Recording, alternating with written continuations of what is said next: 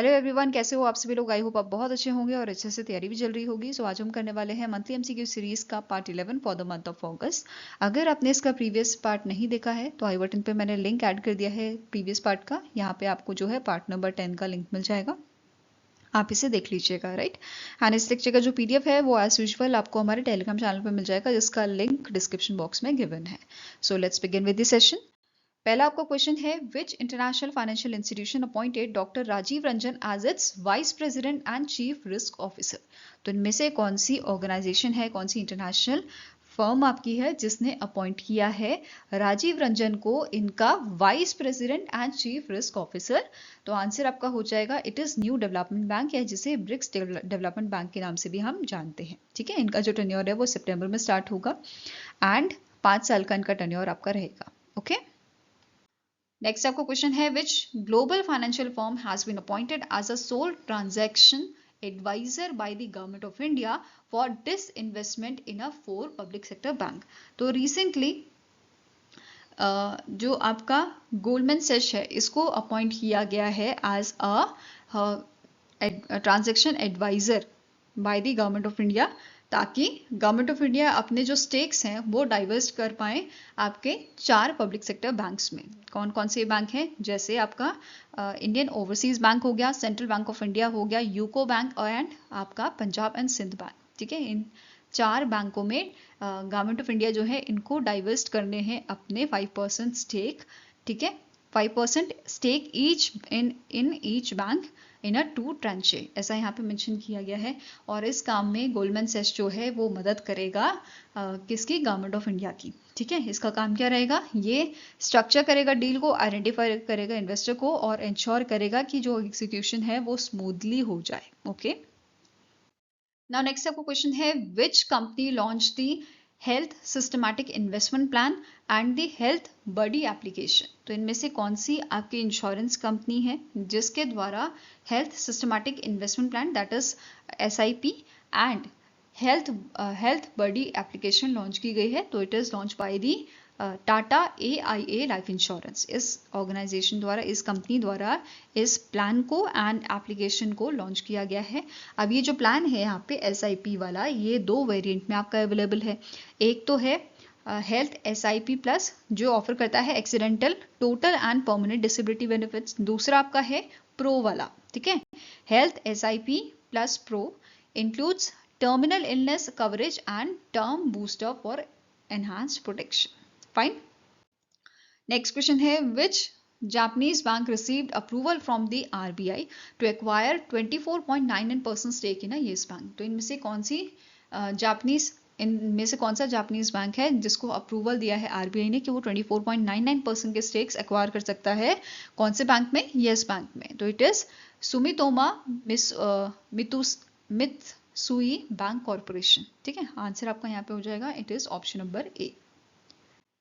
Next आपको question है, which organisation appointed Amit Pradhan, Avnish Pandey and Sanjay Chandrakant Purav as a executive directors. तो इनमें से कौन सी ऑर्गेनाइजेशन है, रेगुलेटरी बॉडी आपकी है, जिसने जो है इन तीनों को as a executive director appoint किया है। तो it is your SEBI, securities and exchange board of India जो है, इन्होंने इन तीनों शख्स को, इन तीनों पर्सनालिटीज को, अमित, अवनीश एंड संजय को as a executive director appoint किया है। और इन सब ने जो है as a chief general manager जो है सर्व किया है सेबी में। Now they are appointed as a executive director by the SEBI. ठीक है, अमित प्रधान जो है ये legal affair department and prosecution and settlement department संभालेंगे। दूसरे आपके हैं Avnish Pandey, information technology department with expertise in IT strategy. Then Sanjay Chandrakant पुराव जो है corporation finance, investigation department, recovery and refund department, ये सब यहाँ पे आपके इंक्लूडेड हैं। ठीक है, नाउ नेक्स्ट आपका क्वेश्चन है, which of the pharmaceutical company sign a framework agreement for a joint venture with the government of Zambia to set up pharmaceutical manufacturing facility in Zambia। तो recently अभी जो Akums drug and pharmaceutical limited है, इस organisation ने, इस company ने government of Zambia के साथ अग्रीमेंट साइन किया है, फ्रेमवर्क अग्रीमेंट, ताकि जाम्बिया में फार्मास्यूटिकल मैन्युफैक्चरिंग फैसिलिटी आपकी सेटअप की जा सके। ठीक है, अब ये जो जॉइंट वेंचर है गवर्नमेंट ऑफ जाम्बिया एंड इस फार्मास्यूटिकल कंपनी का, इसकी शेयर होल्डिंग की बात करें तो जाम्बिया के गवर्नमेंट का 49% का शेयर होल्डिंग रहेगा और इस इंडियन फार्मास्यूटिकल कंपनी का 51% का रहेगा। एंड ये जॉइंट वेंचर स्टैब्लिश करेगा pharmaceutical manufacturing facility by December 2025। ठीक है, और इसका कॉस्ट आपका रहेगा $50 मिलियन का आने वाले 2 सालों के लिए। ठीक है, 2026 और 27 के लिए। नेक्स्ट क्वेश्चन है, what is the name of a world's first AI powered bank which is launch in Malaysia. तो मलेशिया में आपका पहला एआई पावर्ड बैंक लॉन्च किया गया है जिसका नाम राइट बैंक रखा गया है। ठीक है, answer here is option number C, that is Ryt bank को लॉन्च किया गया है which is a AI powered bank and it is launch in collaboration with Malaysia's YTL and Singapore Sea limited. इन दोनों के कोलैबोरेशन से launch किया गया है। ठीक है, और ये अवेलेबल है बहासा मलेशिया एंड इंग्लिश में।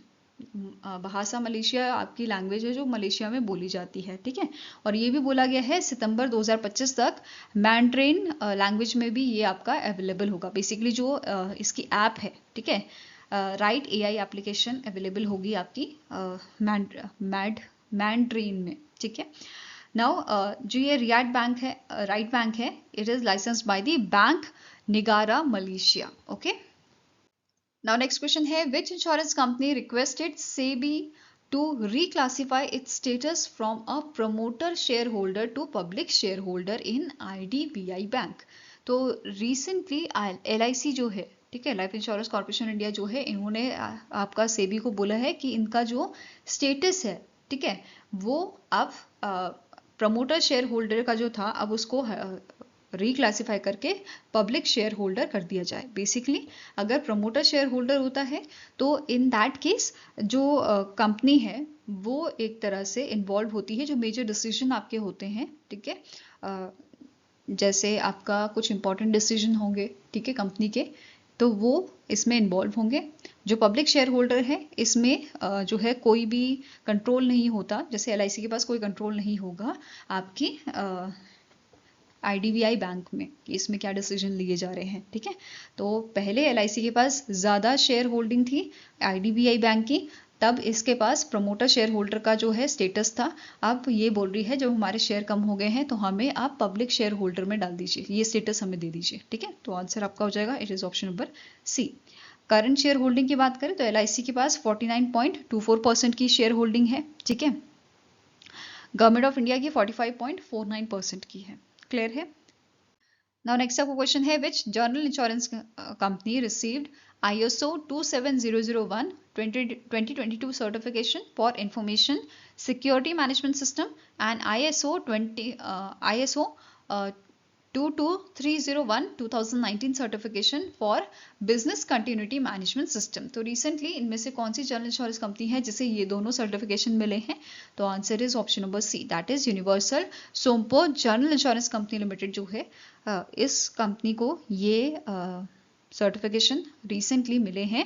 And this company is a joint venture of Indian bank, Indian overseas bank, Karnataka bank, Dabur investment corporation and Japan की सोमपो जापान इंश्योरेंस कंपनी का ये जॉइंट वेंचर है जिसको ये दोनों आपके सर्टिफिकेशन मिले हैं। एक तो मिला है इंफॉर्मेशन सिक्योरिटी मैनेजमेंट सिस्टम के लिए, दूसरा मिला है बिजनेस कंटिन्यूटी मैनेजमेंट सिस्टम के लिए। ठीक है, अब स्टैटिक इन्फॉर्मेशन कवर करें तो इसका हेडक्वार्टर मुंबई महाराष्ट्र में लोकेटेड है। MD & CEO है शरद माथुर और 2007 में इसे स्टैब्लिश किया गया था। नेक्स्ट आपको क्वेश्चन है, in August 2025 the group of minister on goods and service tax that is GST rate rationalisation headed by Samrat Chaudhary proposed changes to the current GST rate structure. Which of the following statement is not a part of the proposed GST rate rationalization? तो recently जो group of minister हैं जिसकी आपके head हैं सम्राट चौधरी, ठीक है, और इस ग्रुप में बाकी 6 मेंबर और हैं, वो भी हम देखेंगे। तो अभी इन्होंने क्या बोला है, इन्होंने प्रपोज किए हैं changes to the current GST rate structure, और इसमें क्या क्या चीज़ें हुई हैं वो स्टेटमेंट के द्वारा हम पढ़ते हैं। जैसे पहला स्टेटमेंट आपका कह रहा है कि जो एग्जिस्टिंग 4 रेट GST स्ट्रक्चर है जिसमें 5%, 12%, 18% एंड 28% है, ये रिप्लेस किया जाएगा सिर्फ 2 रेट सिस्टम से जिसमें 5% और 18% की बात की गई है। ठीक है, ये स्टैंडर्ड आइटम आपके रहेंगे। दूसरा स्टेटमेंट कह रहा है कि जो 99% आइटम्स हैं जो करंटली जिनमें 12% का टैक्स रहता है वो शिफ्ट किया जाएगा आपका 5% रेट में। ठीक है, तीसरा कह रहा है कि 50% ऑफ द आइटम्स जो करंटली जिनमें 28% का टैक्स लग रहा है उसे शिफ्ट किया जाएगा आपका 12% जीएसटी रेट पे। ठीक है, नेक्स्ट स्टेटमेंट कह रहा है कि 40% जीएसटी स्लैब जो है वो आपका इनमार्क किया जाएगा for the sin and luxury goods under the new GST framework. And last says the proposal includes exempting GST on a health and life insurance for individuals, which could impact revenue by approximately 9,700 crore annually. तो ये आपके कुछ points थे regarding the proposal, और इसमें से incorrect आपका है option number C, that is यहाँ पे आपका क्या आंसर है कि जो 90% ऑफ आइटम्स हैं जो करेंटली 28% के स्लैब में आपके आ रहे हैं उनको शिफ्ट किया जाएगा 18% में। ठीक है, this is the right answer. Okay, now एक और चीज़, अब ये जो फ्रेमवर्क है इससे बेनिफिट किसको होगा? जो हमारे मतलब डेली लाइफ की जो चीज़ें हैं उनमें जो है हमें उससे बेनिफिट मिलेगा। ठीक है, दूसरा है जो हमारे फार्मर्स हैं और जो एमएसएमईज हैं उनको यहाँ पे बेनिफिट इससे मिलने वाला है। ठीक है, अब यहाँ पे एक क्वेश्चन है कि जीएसटी की बात की गई है, तो जीएसटी कब इंट्रोड्यूस किया गया था? जीएसटी को इंट्रोड्यूस किया गया था 2017 में। ठीक है, 1 जुलाई 2017 को इसे इंट्रोड्यूस किया गया था एंड 1 जुलाई को ही हम जो है जीएसटी डे मनाते हैं। तो जीएसटी डे पे भी क्वेश्चन बन सकता है आपका कि ये कब मनाया जाता है? 1 जुलाई को। ठीक है, अब बात करेंगे ग्रुप ऑफ मिनिस्टर्स की, जिसके हेड हैं सम्राट चौधरी। ठीक है, इसमें अदर कौन से मेंबर्स हैं? सुरेश कुमार, गजेंद्र सिंह, चंद्रिमा भट्टाचार्य, कृष्णा बायर एंड KN बालागोपाल, ये इसमें टोटल आपके मेंबर्स हैं। फाइन, नेक्स्ट आपका क्वेश्चन है which of the following statement is correct with respect to the approval of income tax act 2025 by the president Draupadi Murmu and its notification जो रिलीज किया था आपका, जो नोटिफाई किया था ministry of law and justice ने। ठीक है, तो रिसेंटली यहाँ पे अप्रूवल मिला है इनकम टैक्स एक्ट 2025 को। ठीक है, उसी के रिगार्डिंग आपके पॉइंट्स हैं, आपको बताना है यहाँ पे कौन सा करेक्ट है। पहला स्टेटमेंट कह रहा है कि जो नया आपका इनकम टैक्स एक्ट है 2025 का, इसमें जो सेक्शन है वो आपके 819 थे पहले, 819 थे पहले, अब ये रिड्यूस होकर के 536 कर दिए गए हैं and number of chapters from 47 to 23। ठीक है, नेक्स्ट कह रहा है from the first time for the first time, IT Act 2025 introduces 39 tables and 40 new formulas to enhance clarity and ease of reference for taxpayer. Next है कि जो significant change यहाँ पे किया गया है, आपके नए amendment जो हैं basically इसमें क्या बोला गया है? renaming of a assessment year and financial year to the tax year to reduce confusion. ठीक है, यहाँ पे नया आपका एक टर्म लाई गई है टैक्स ईयर नाम से। ठीक है, ताकि कंफ्यूजन ना हो assessment year and financial year को लेके जो होती है हर बार। ठीक है, नेक्स्ट है the new act introduces a ₹12 lakh annual basic exemption limit and redefine and refine tax slabs for middle income tax payers alongside implementing faceless digital first assessment to minimize the human interface. And the last says all are correct. तो सारे statements यहाँ पे आपके correct हैं regarding the IT Act 2025. So answer here is option number E, that is all are correct. Fine. And one more thing, ये कब से effect में आएगा? ये 1 अप्रैल 2026 से आपका इफेक्ट में आएगा। Fine. Now next is, recently in August, the Dow division of Indian Army has signed a MOU with which company to enhance connectivity in forward areas of Dibang Valley and Anjo, जो अरुणाचल प्रदेश में आपका located है। ठीक है, सो जो Indian army की डाउ division है इन्होंने अभी MOU साइन किया है भारती एयरटेल के साथ। ठीक है, ताकि जो कनेक्टिविटी है वो एक्सपैंड की जा सके इन रीजन्स में। Okay, Now next is the Department of Post signed a MOU with which organization to distribute mutual funds through post offices. तो इनमें से कौन सी ऑर्गेनाइजेशन है जिन्होंने अग्रीमेंट साइन किया है, जिन्होंने मेमोरेंडम ऑफ अंडरस्टैंडिंग साइन किया है आपका? ठीक है, ताकि जो पोस्ट सर्विसेज है, हमारी जो पोस्टल सर्विसेज हैं, उनसे आपका म्यूचुअल फंड डिस्ट्रीब्यूट किया जा सके। तो answer here is it is option number E. Association of mutual funds in India ने ये अग्रीमेंट साइन किया है on it's 30th foundation day, जो आपका सेलिब्रेट किया गया था मुंबई महाराष्ट्र में। ठीक है, अब ये जो एमओयू है ये वैलिड रहेगा आपका 3 साल तक। फाइन। अब यहाँ पे एक और चीज, जो चेयरमैन है AMFI के, वो करंटली कौन है? इनका नाम है Navneet Munot. Now next is, which country was elected as a chairman of Executive Board of Asia Pacific Institute for Broadcasting Development during the 23rd AIBD General Conference? तो ये जो कॉन्फ्रेंस है, इस कॉन्फ्रेंस के दौरान इंडिया को as a chairman of executive board of Asia Pacific Institute for Broadcasting Development आपका select किया गया है। ठीक है, तो answer here is option number A, that is India. Okay, साथ में ही नोट करना है, इंडिया ने इससे पहले 2016 में भी एज अ चेयरमैन यहाँ पे जो है इस पोजीशन पे सर्व किया है। ठीक है, इसके अलावा जो 23rd कॉन्फ्रेंस आपकी थी, इसका थीम क्या था? Media for people, peace and prosperity. Okay, and from India it is chaired by the Gaurav Dwivedi, जो CEO हैं आपके प्रसार भारती के। Fine. Now next question is, which player was named the Professional Footballer Association player of the year for 2024-2025? तो इनमें से कौन से player हैं जिनको PFA player of the year आपका दिया गया है? तो इट इज योर मोहम्मद सलाम। ठीक है, answer here is option number D. वहीं पे अब स्टार्टिंग इन्फॉर्मेशन भी कवर कर लेते हैं PFA की। इसके CEO हैं आपके मेहता मोलांगो। हेडक्वार्टर इसका मैनचेस्टर UK में है और इसे 1907 में स्टैब्लिश किया गया था। नाउ बाकी डिटेल इसकी देखते हैं। जैसे विमेंस की कैटेगरी में ये दिया गया है Mariona Caldentey from Spain. Then men's young player of the year दिया गया है मॉर्गन रॉजर्स को। देन विमेंस की कैटेगरी में Olivia Smith, and champion player of the year दिया गया है जेम्स ट्रैफोर्ड को।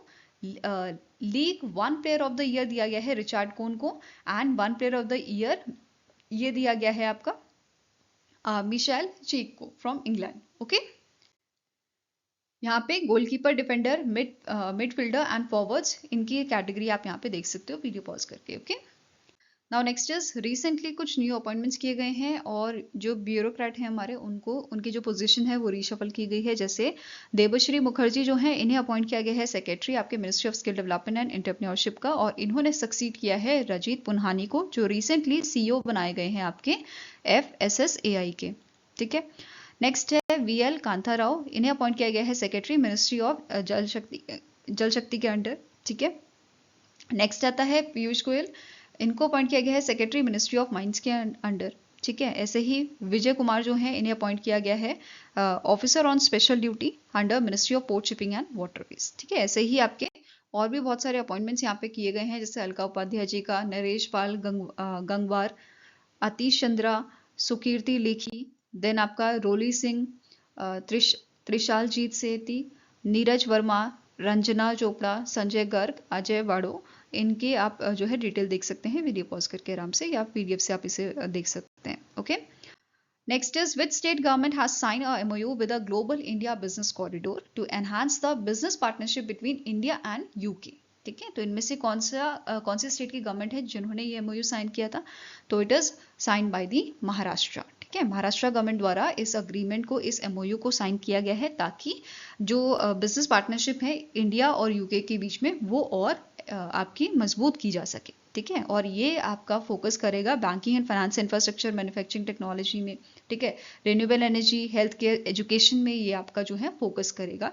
ठीक है, नेक्स्ट अब क्वेश्चन है, which team won the 134th edition of Durand Cup 2025 by defeating the Diamond Harbour Football Club in the final match? जो विवेकानंदा युवा भारती करंगंग कोलकाता में हुआ था, वेस्ट बंगाल में, right? So answer is option number A, that is north east United football club जो है, इनको ये आपका मतलब ये टीम जीती थी आपका डोनाल्ड कप 2025 का। ठीक है, अब यहाँ पे जो विनर थे उनको प्राइज मनी दिया गया है 1.21 करोड़ का, और रनर अप को 60 लाख का ये प्राइज मनी दिया गया है। और यहाँ पे आप देख सकते हैं अवार्ड कौन कौन से दिए गए हैं। गोल्डन प्लेयर मिला है, golden player and golden boot दिया गया है एडीन एजारिये को, एंड गोल्डन ग्लव दिया गया है गुरमीत सिंह को। Now next is India hosted the Asian Short Track Speed Skating Trophy 2025 for the first time at Himadri Ice Rink at Maharana Pratap sports college in डैश। तो इंडिया ने पहली बार जो है Asian short track speed skating trophy organise किया था और ये आपका हुआ था देहरादून उत्तराखंड में। ठीक है, answer here is option number E. Total participants यहाँ पे 11 एशियन कंट्रीज से थे, जिसमें China, Japan, Korea, Singapore, Thailand, ये सारी आपकी कंट्रीज शामिल थी। इसके अलावा इसे ऑर्गेनाइज किसने किया था? Ice skating association of India द्वारा ऑर्गेनाइज किया गया था, जिसमें फर्स्ट प्लेस हासिल की है थाईलैंड ने विद 30 मेडल्स। सेकेंड नंबर पे इंडिया था with 39 medals with 9 gold, 12 silver and 18 bronze. वहीं पे थर्ड प्लेस पे आपका था Japan with 23rd medal. Okay, now next आपका क्वेश्चन है, इन अगस्त 2025 इसरो ने सक्सेसफुली जो है टेस्ट किया है आपका एयर ड्रॉप टेस्ट, ठीक है, of a crew module recovery system as a part of which mission. तो गगनयान मिशन का जो आपका क्रू मॉड्यूल रिकवरी सिस्टम है, इसका टेस्ट किया गया था। इसको जो आपका है चिन्यूक हेलीकॉप्टर जो है उससे ये टेस्ट किया गया था। यहाँ पे बेसिकली आप इसकी इमेज देख सकते हो कि जो पैराशूट है, पैराशूट बांधकर इसे काफ़ी ज़्यादा हाइट से छोड़ा गया था इसका एयर ड्रॉप टेस्ट करने के लिए। बेसिकली जो आपका क्रू मॉड्यूल है, ठीक है, इसका डमी जो है यहाँ पे बना के टेस्ट किया गया था, जिसका वेट लगभग 5 टन्स का आपका था। ठीक है, और कहाँ पे टेस्टिंग ये की गई थी आपकी? तो बे ऑफ बंगाल में ये टेस्टिंग की गई थी। Next is who was appointed as a new deputy national security adviser. तो रिसेंटली जो अनीश दयाल हैं, he served as a director general of CRPF and ITBP, और इनको अभी नया deputy national security adviser appoint किया गया है एंड ये डायरेक्टली रिपोर्ट करेंगे अजीत डोभाल जी को। ठीक है, जो नेशनल सिक्योरिटी एडवाइजर है उनको ये रिपोर्ट करेंगे। नाउ नेक्स्ट आपका क्वेश्चन है, which institution sign a MOU with Sashastra Seema Bal to foster cooperation in a national security training, research and academic development. तो रिसेंटली राष्ट्रीय रक्षा यूनिवर्सिटी द्वारा ये MOU साइन किया गया है आपका सशस्त्र सीमा बल के साथ। ठीक है, answer here is option number B. Now next is, which country officially joined the International Big Cat Alliance by signing the framework agreement? तो recently नेपाल ने जो है ये framework agreement sign किया है और ये officially बन गया है member International Big Cat Alliance का। ठीक है, आंसर आपका यहाँ पे क्या हो जाएगा? It is option number E, that is Nepal ने इसे ज्वाइन किया है। और अब आपके इंटरनेशनल बिग कैट अलायंस में टोटल 13 मेंबर हो चुके हैं, जिसमें India, Armenia, Bhutan, Cambodia, Ethiopia, ये सारी कंट्रीज आपकी शामिल है। ठीक है, अब ये जो आपका अलायंस है इसको लॉन्च कब किया गया था? PM मोदी द्वारा इसको 2023 में लॉन्च किया गया था, ताकि जो हमारी 7 बिग कैट स्पीशीज है उनको आपका बचाया जा सके, जिसमें tiger, lion, leopard, snow leopard, cheetah, jaguar and puma शामिल हैं।